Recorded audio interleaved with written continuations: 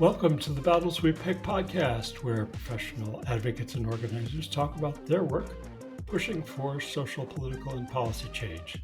Today's guest is Elisa Massimino, the Father Robert J. Dryden Chair in Human Rights at Georgetown Law Center and Executive Director of the school's Human Rights Institute. Before that, she spent 27 years with Human Rights First, serving as CEO for the concluding decade. Elisa is one of the nation's foremost advocates on human rights issues and offered a lot of fascinating insights in our conversation. You'll want to hear her story about spearheading legislation on asylum seekers that fixed many of the problems with a draconian 1990s immigration law. So this being a new podcast, the early episode guests are all people I know. So I'm going to start off telling listeners how I came to know the guest, and I'll do that until I run out of people I know. In Elisa Massimino's case, in a rare lapse of judgment on her part, she actually hired me 24 years ago. Sorry, that makes us sound old, doesn't it? At that point, Elisa was head of the Washington office of Human Rights First, and she had me run a project to compile an election year agenda of various human rights issues at the time. Welcome, Elisa. Great to be here. Thanks, David. Thanks for doing this. Now, fortunately for our conversation and our listeners, Elisa gave a very insightful set of reflections on advocacy work in her 2020 Dryden lecture. The title was Chutzpah and Humility, which lets me show off my Yiddish pronunciation. But more seriously, there were a number of points I really wanted to explore more. The first of which is your point about timing being everything and the importance for advocates to read the moment when deciding what to push for. Could you talk more about what's entailed in that? Sure. And just, it's so great to be here and talking with you, David. 24 years, man, that's something. You live long enough. I've learned a lot since that time. And that Dryden lecture was kind of my attempt at the moment to distill some of that thinking as I was headed into the academic world. But I learned all those lessons were things that I learned by doing. And the timing question that you raised is one that I had like painful lessons learned through experience. And, that is really, it's about, kind of we get so focused on the things we want to do and accomplish and stuff that we kind of sometimes have blinders on, and we're like, we really just want to charge at this thing. And that kind of dedication and focus and everything is really important, and you need it if you're going to, tackle these big, questions of social change. But if you do it without kind of knowing what's going on in the world around you, you can, spend a lot of time banging your head against a wall, or, miss some great opening for some other thing to happen. And so kind of that's what I mean by reading the moment. This isn't something you can do in the abstract, is it, right? You can't say, I want this change and only this change. Really depends on the path through, right? Yeah, I mean, you can say that, but you might be in for some big disappointments. And also, like, the flip side of that is that you can miss an opening, and sometimes those openings don't last very long. So I can give you an example. The first one is, having to let go of, well, there are, for human rights advocates, there sadly are more examples of having to let go of something when the window is closed. At Human Rights First, I remember we were part for many years of working up the Rome Statute of the International Criminal Court, and really invested just a ton of intellectual capital and advocacy capital in bringing that across the finish line, making it. So that's the document that tells exactly what constitutes a crime that can be prosecuted in the International Criminal Court. It's essentially the treaty that created the International Criminal Court. So yes, Mhm. it has all of that in it. And and then we really wanted to get the Clinton administration to sign it and get it ratified by the United States. Obviously, uh, there were a lot of challenges. The administration did not get everything it wanted out of the negotiations because, hey, they're negotiations with other states, and we, but at literally as the door was closing and they were on their way out of the White House, President Clinton signed the treaty, and we're very excited because so much of what we do as advocates is you kind of just you live to fight another day. You just get that next rung on the ladder and hope you can hang on. The Um, big victories are few and far between. they are, yeah, yeah. And so we had a whole strategy about what comes next, and then of course, um, practically day one, uh, in the in the Bush administration, the George W. Bush administration, John Bolton comes in and comes up with this new idea that you can unsign a treaty. So and we had so much momentum. We felt sometimes how you're like in the cartoons where the coyote or whoever is running and running and running, and they're like off a cliff but they're still running because they just Right, can't. right, right. uh, it was kind of like that. So it took a little while to to realize, hey, we have limited resources.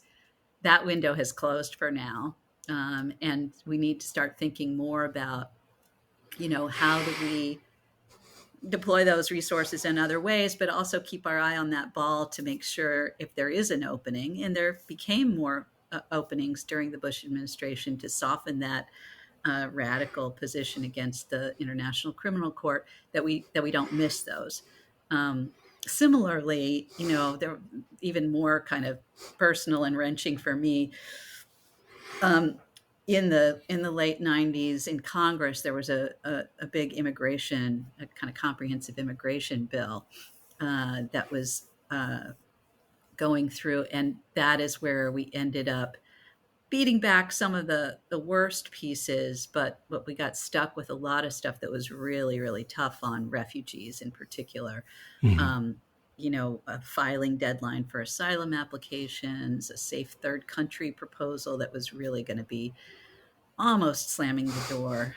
Now it seems quaint to even talk about those things because things have gotten so much worse. But anyway, we fought that battle and made things a little bit less bad than they otherwise would have. And right after the bill passed, bringing in all these bad things, you know, my boss said, we need a plan to get rid of that stuff. We don't want to get stuck with all that. And I was like, oh, we just put everything we had into like achieving these very small, Yeah, or uh, sometimes winning the loss is the win that you can get. yeah, And there's been more focus out there on what they, I guess, broadly term defensive advocacy. yeah, Um, I mean, it sort of just goes to reinforce the point that this work is done in context. It's done in a context of other other players, often opponents. Right? I remember a really great line in the from the early days of evaluation of advocacy. Um, when you're doing advocacy as opposed to service provision, the problem fights back. yeah, yeah, yeah. And so that really happened in this context. And then but right after that, I got put in charge of devising this campaign that really was going to, instead of playing defense, we were going to go on offense and draft um, a refugee protection act that was, really set out the human rights of refugees and would amend the law to have it reflect that refugees are humans, they have these rights. And we actually, I learned a lot from that campaign, including that you need to put somebody in charge whose job it is every day to just, hammer at that. And that was an important lesson to learn. But we made enormous progress. It was beyond my dreams, having just come off a defeat, essentially, to be able to get bipartisan support for this bill in both houses of Congress. And we got this amazing hearing that had the Republican-controlled Senate with Senator Brownback, who was then senator from Kansas, chairing this immigration hearing, where he personally apologized on behalf of the country to refugees who were sitting in the audience who had been treated poorly during expedited removal proceedings. So it was beyond my wildest dreams. That hearing was I think in May of 2001. And That's fascinating.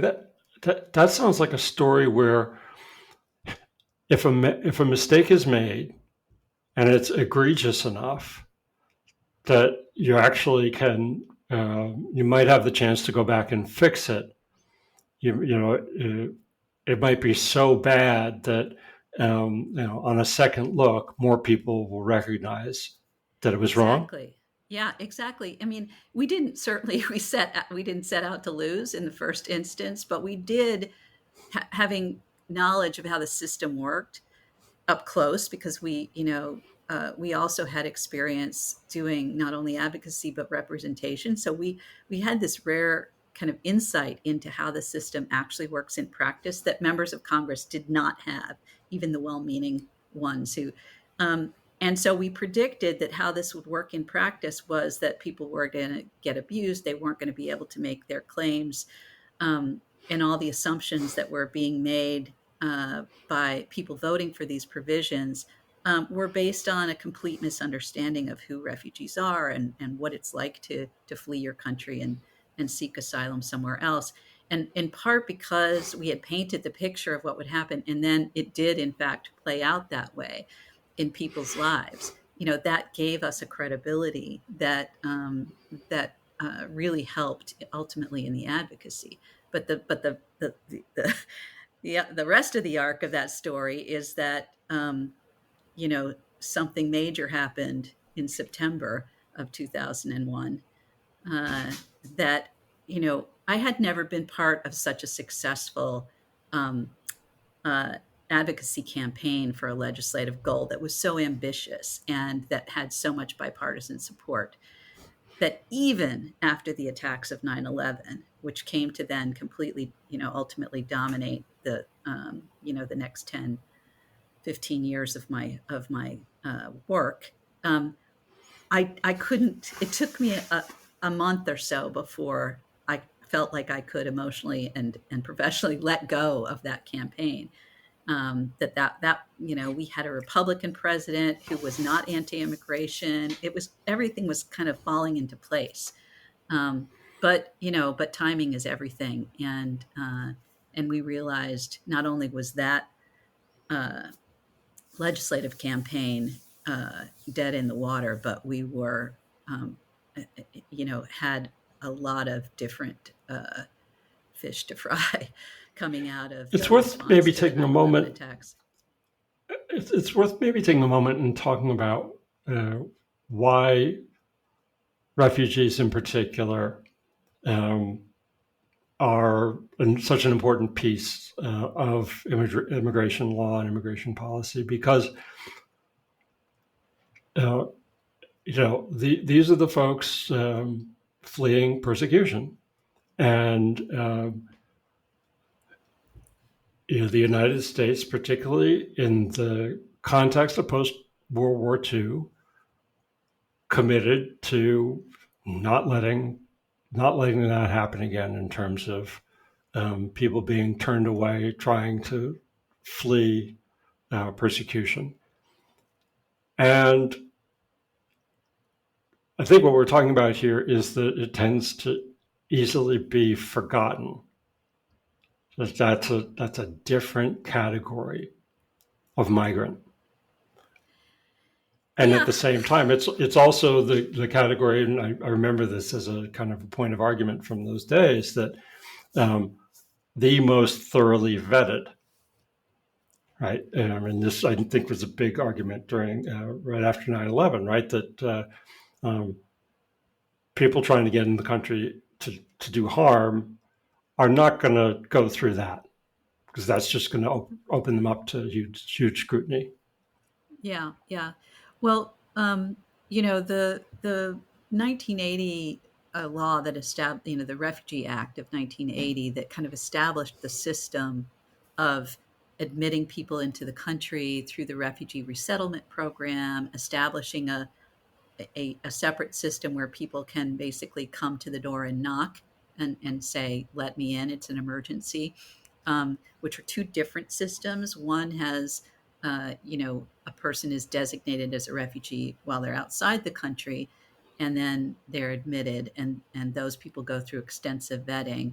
The people who are in extremis and who come to the door and say, let me in, or walk across, um, you know, those people are not vetted uh, until they're there.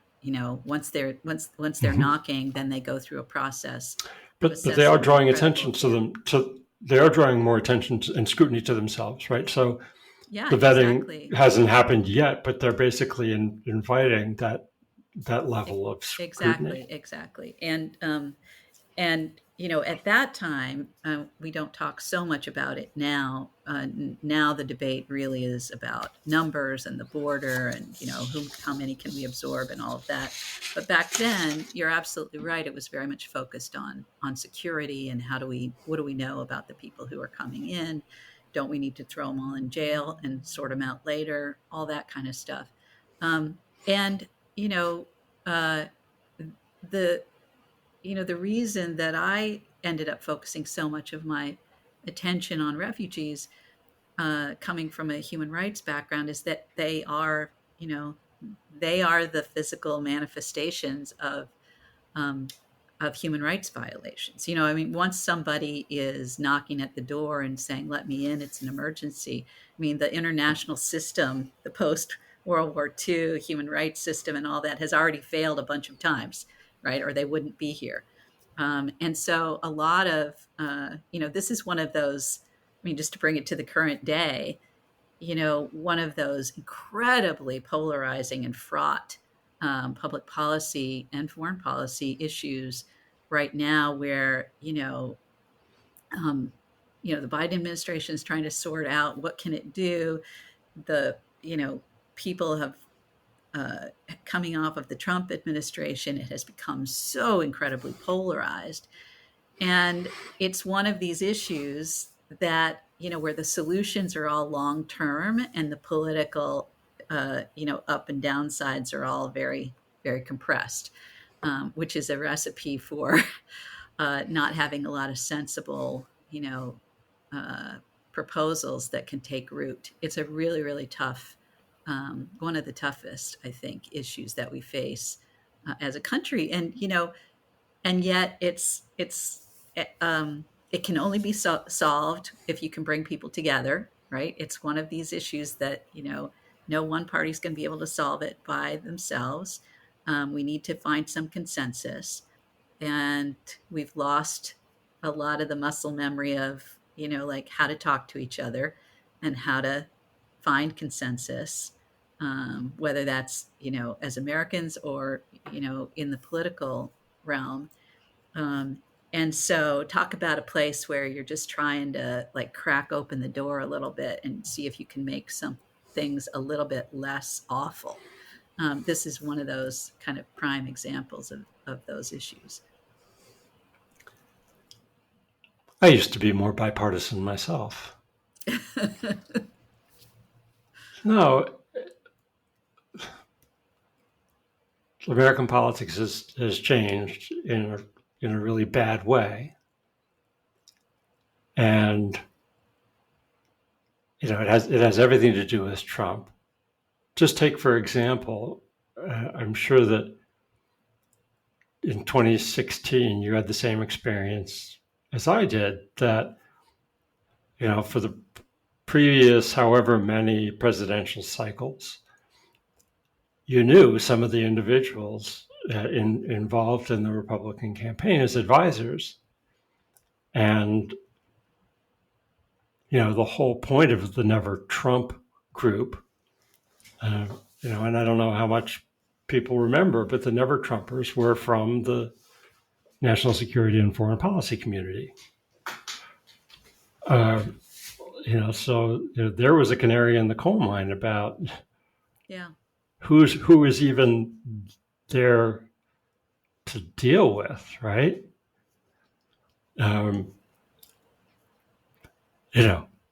Bless you and everyone else who's still looking, reaching out, and finding ways to.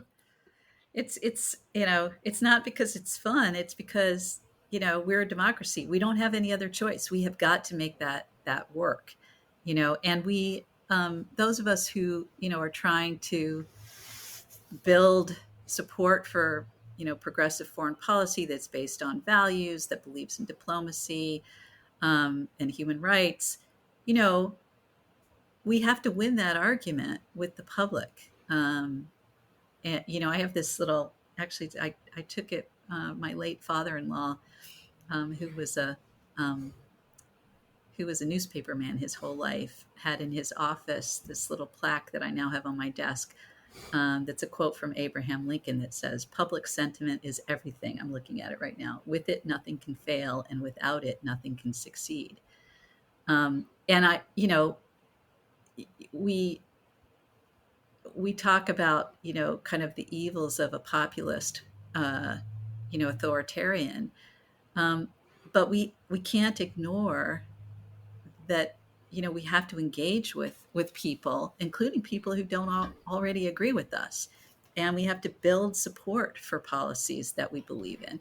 And, now that I'm, spending most of my time with students who are aspiring to, get in the arena and fight these battles, one of the things I'm trying to teach them is the qualities that an advocate needs, not just, the laws you need to know and how stuff works, but as a person, what kind of qualities do you need to do this work, in addition to, kind of intestinal fortitude, the ability to listen and understand why people think the things that they do.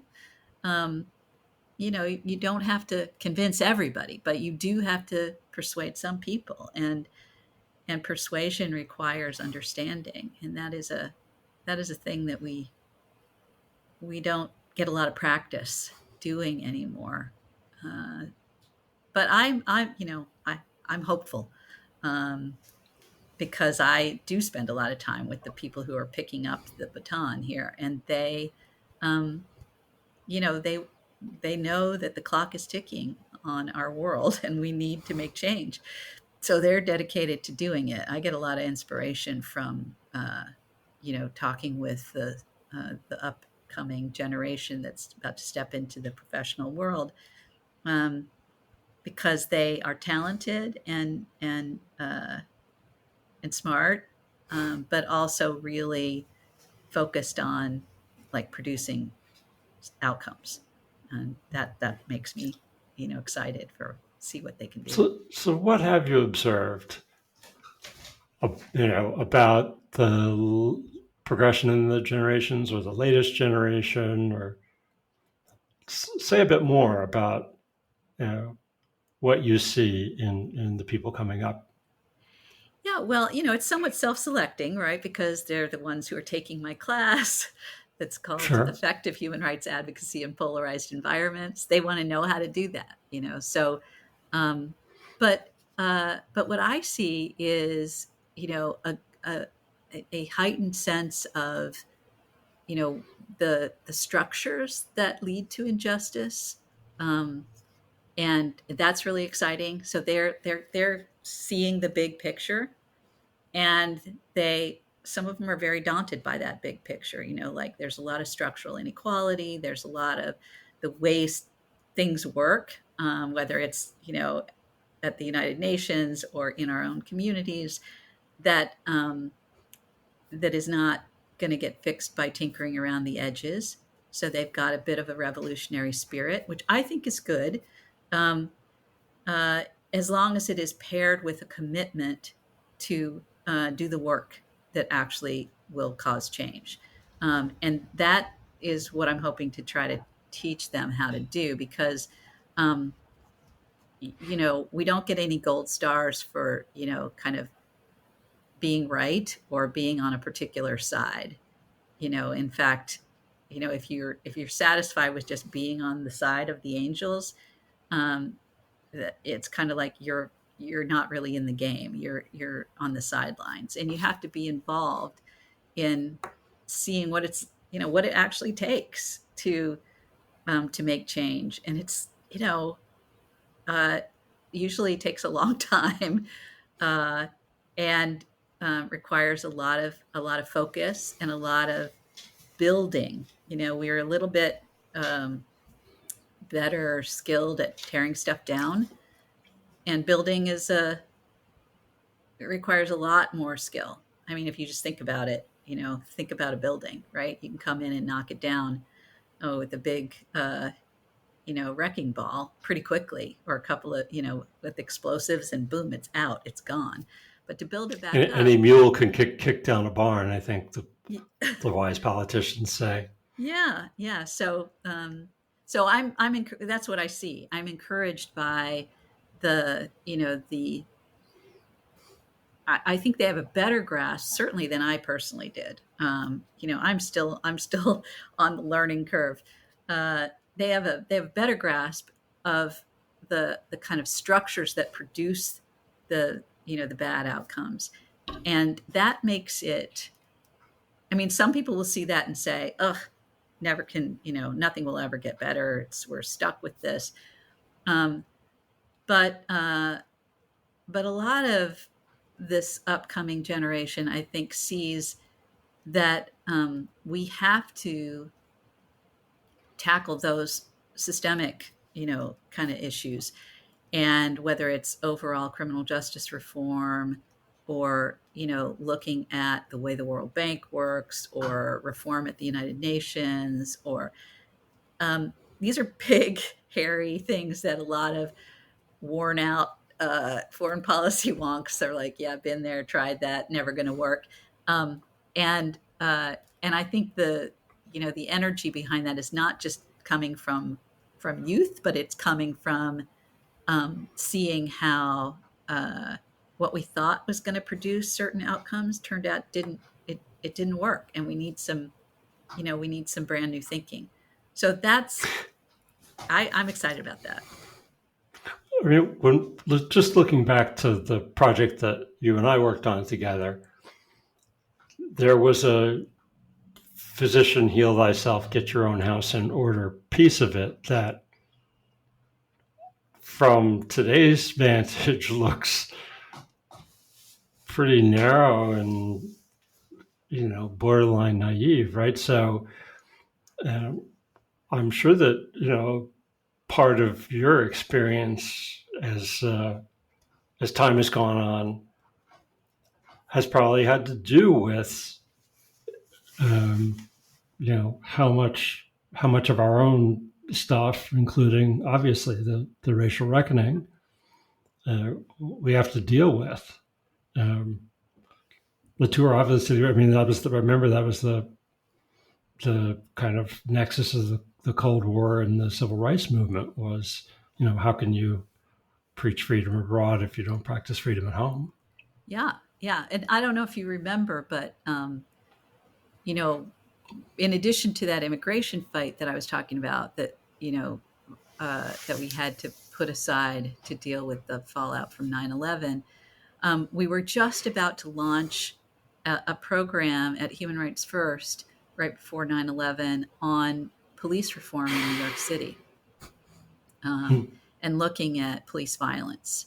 And that was going to be a big shift for an organization that had spent most of its existence focused on um, the human rights uh, failings of other governments, um, and looking at U.S. foreign policy, and kind of we were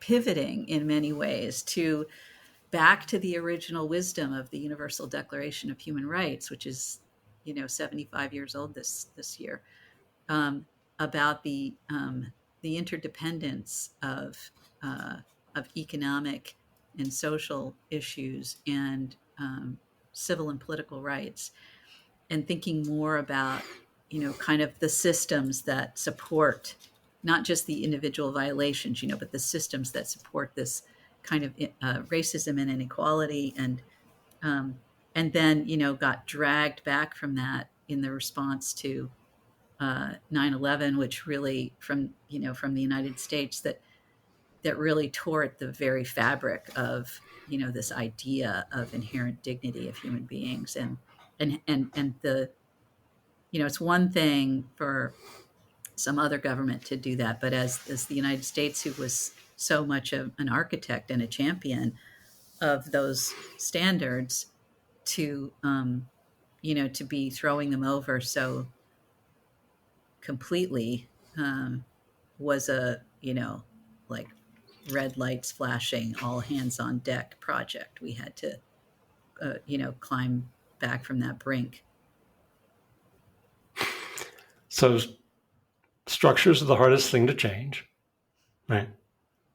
And a big part of the work of advocacy is what you said a moment ago about it's not about being right, it's about accomplishing change, um, and that involves compromise, that involves settling for less than you want. And so, I'm an avowed pragmatist and incrementalist, but that's not the whole story, is it? Right? I mean, I think there's room to look at the relationship between the more marginal change versus the more consequential change, how they relate to each other, whether transformation, whether you can work towards transformation through increments, or you're raising larger questions as you're pursuing smaller goals, or something you've probably thought about. Yeah, a lot. And I don't claim to have nailed it or have any, kind of deep wisdom to share, except that, getting that right starts with being aware of the tensions, because we're not always aware of the tensions. I think having really clear what the vision is of where you want to end up is essential to give you the confidence that, as an advocate, that you can make compromises, that you can kind of uh, you know get your hands dirty and talk to people, to try to move things in the right direction. Because if you don't have a really clear vision of where you're headed, I use all these sports analogies. I don't even know why, because I don't know that much about sports, but um, but I'm a very visual person. Maybe that's why. And I think a lot about, like, if you don't know where the goalposts are, then compromising and incrementalism is fraught with peril, because you can run off course, pretty easily. You can run plays that will have you, like off in the stands somewhere, and then it's really hard to get back on the field. Um, but as long as you can, kind of ask yourself, is this going to get me closer? Or am I buying into a paradigm that actually is inconsistent with where I want to end up? And that's where you have to say, that's not the right compromise to me. But I think, it is one of the things that I think is quite hard for this upcoming generation, is because there's so much focus on, which side are you on, and the polarization, that it's very scary to be in the middle. Um, to be, kind of like have there be any lack of clarity uh, about where you're gonna, what you're gonna fight for, and because there's safety in numbers, and it's hard to be if you're going to be kind of in, trying to deal with the people who are against you, then there's always risk. You can make the wrong decisions as an individual, as an organization, as a movement. Um, but I think it starts with being really crystal clear about the vision, the goalposts, where you want to end up, or where you want the movement to end up, because this is nothing, none of this ever gets accomplished by any one person or any one organization. And there's going to be a lot of different positions that different groups and people play in that overall kind of effort.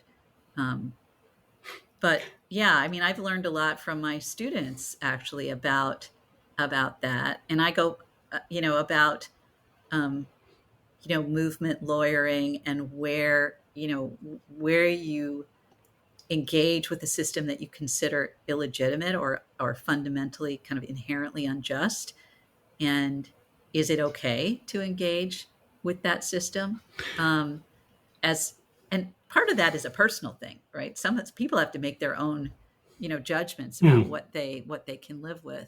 It's not all just about like, does it work. But I tend to probably be in the same camp as you, in terms of like recognizing that incremental change, well, first of all, if it's going to help people, that's Right, right. to say that we're not going to do this because either it's engaging with an evil structure or it's not the whole thing. But and to say we're not going to do that because that's somehow illegitimate, and in the meantime people are suffering who could be helped. That's got to also factor in. That's an incredible privilege to be able to say, yeah, we're not going to get involved in that effort because it's not good enough, it's not enough, it's engaging with whatever, the border patrol or DHS, and we don't want to do that. um, I'm not saying that's an illegitimate position to have, but you have to recognize when you do that, that the people who are in the short term being sacrificed, or Sure. um, Going back to your Dryden lecture, you talked about a form of compromise that I found really interesting.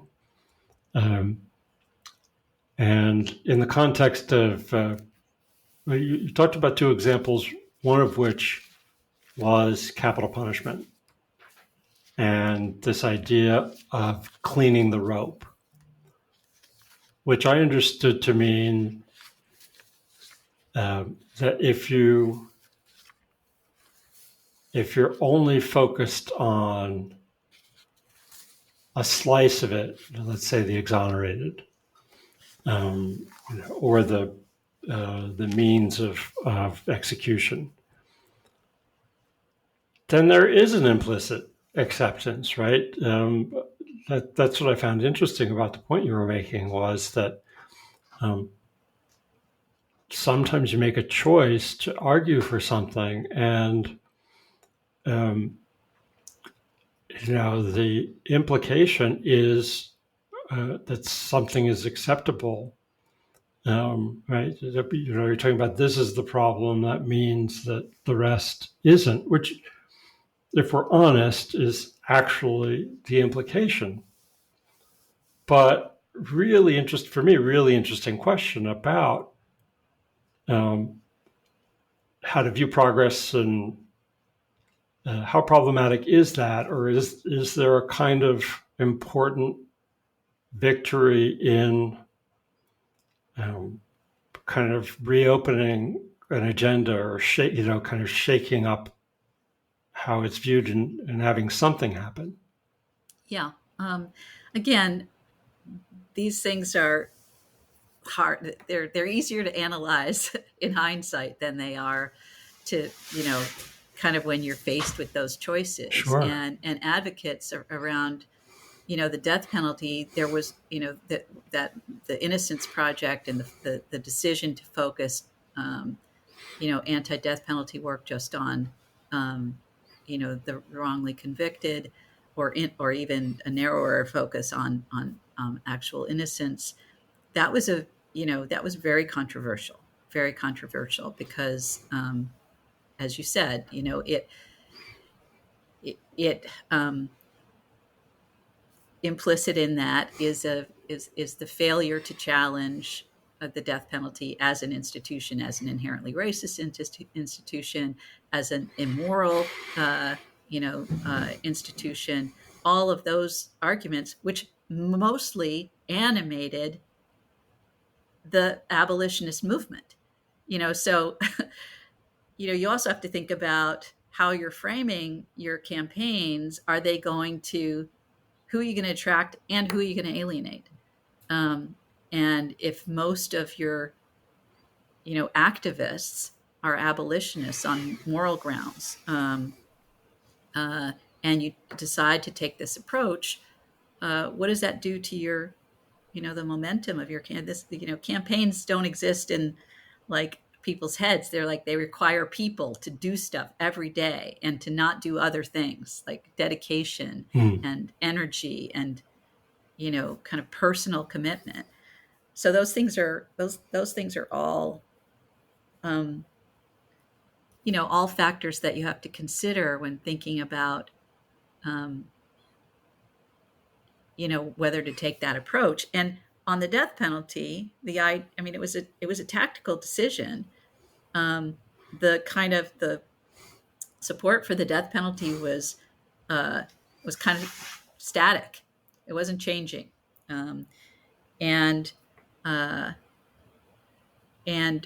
activists were, with the advent of DNA, evidence.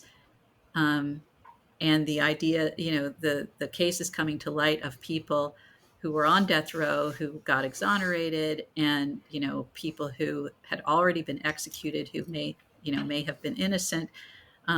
You don't have to be anti-death penalty on principle to be alarmed by that. And the idea was we're going to peel off some people in the hopes that, not that support for the death penalty will increase, but that these people will start to, it'll shake people out of that complacency and get them to start questioning. And in fact, that is how it played out. That, the result of that focus has been a decrease in the support for the death penalty overall, not just an increase in support of, making sure we don't have innocent people on death row, but it has eroded support for the death penalty in the way that advocates hoped it would. But gosh, it's hard to predict that in advance. It could have gone the other way. It's the same thing with the torture campaign that I was so closely involved with. The decision after 9/11 with the U.S. torture and rendition policy, we were completely stuck. Support for torture was high, as long as you didn't call it torture. And it was bipartisan in many places. And we weren't, no matter how much clarity there was that it was illegal and immoral and against everything we said we stood for, people were scared, and they just said, don't tell me about it. I don't like it, but, everybody in the White House says it's necessary and it's working. And so we had a debate about, do we engage on the efficacy of torture? Well, similar to the death penalty, as you pointed out, implicit in taking that approach, asking the question, does torture work, is this idea that if it does, then maybe it's okay. We would never agree to that. But we felt stuck. And in order to shake loose this, trance that it felt like the country was in, we wanted to find out, is it really true what the government is saying, that torture is producing actionable intelligence that's saving American lives? And, if we had found out that it was true, we would still be fighting against torture, and we'd have an even harder time. But we made the choice tactically that we weren't getting anywhere, and meanwhile, people were being tortured, and the norms, the human rights norms, were being shredded beyond repair, and that we needed to act more quickly. So we went down that road, and it did enable us to shift the public debate about torture in the United States, such that we delivered a massive legislative defeat from a Republican-controlled Senate to a Republican president, um, and ultimately shut that program down. The two examples are sort of similar but different, I guess, because in the torture example, you are taking a bigger risk, right? Because you're opening up to the possibility about it being effective, and that's that lands you in a very problematic place in a way that the death penalty example doesn't quite. I guess, right? But on the torture issue, most Americans believed it. They believed it was effective. So we felt like we were already in that hole pretty deeply as a country. And, the fact that a bunch of human rights organizations were saying that torture, we weren't experts on interrogation. Us saying torture didn't work was not that interesting to people. We could say it was illegal. We could say it violates human rights norms and all of that, but we needed to get in. And so it's not just the argument, but I guess also the messengers for that argument were critically important. It wasn't that, human rights groups said torture doesn't work. It was ultimately that, experienced military and intelligence professionals said that this was amateur hour and liable to actually do the opposite of produce actionable intelligence. It was going to cost American lives because it was going to cost us intelligence. And that's what really shifted it. In a way, is what we're talking about here the question of living to fight another day? It's like, where is this going to leave you? Is that what it is basically about? I think that's part of it. I don't know that that's the whole thing. What you're trying to do is hopefully not just live to fight another day. Often that's where we find ourselves. But you hope also that you're inoculating against future backsliding on the torture stuff. If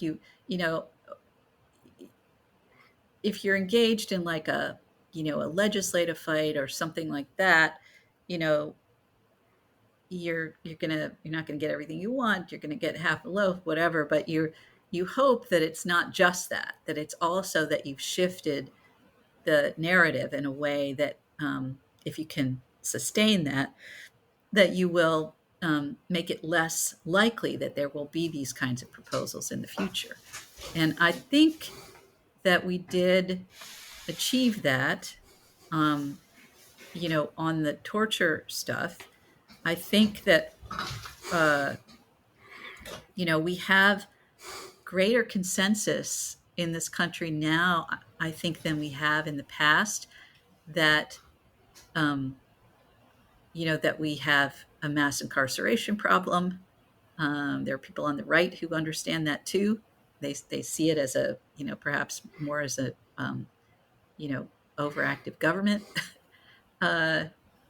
issue and less of a justice issue. But, we have campaigns that have resulted in, changes in the law, but have also shifted the narrative about these issues in a way that puts us on a better trajectory to the next stage of success. I told you I was a glass half full. Yeah, no, I'm just thinking about the risk being taken, right? And the potential downside, right? I think you were talking about a really important piece when you talked about the stuckness of an issue. Somewhere along the line in a lot of the reading I've read, actually it was in a piece that talked about the upside of having opposition. And it said, squaring off against opponents is going to do you one important thing. It's going to increase your chances of teeing the issue up for decision, of getting onto the agenda. It basically was a research highlighting the piece of the challenge that is agenda setting. And I thought of that as you were talking about. Well, yes, the way you're going to talk about an issue, kind of leaves room for something that's very uncomfortable. But that maybe the way that you're coming out, an important way that you're coming out ahead in the game, or living to fight another day, is that you've shaken up the discussion, you've given it new life, and like you were saying a moment ago, you can see the change in how, a new openness or receptivity, kind of seeing whether it's in new allies or those that you've persuaded, that actually, going on from there, you've actually done good. You've taken that risk, but as it's turned out, it's been a net positive. If I'm describing it right. Yeah, I think so. I mean, there's one other element of that I think is important for advocates to keep track of, is that, if there are risks in the framing that you're adopting,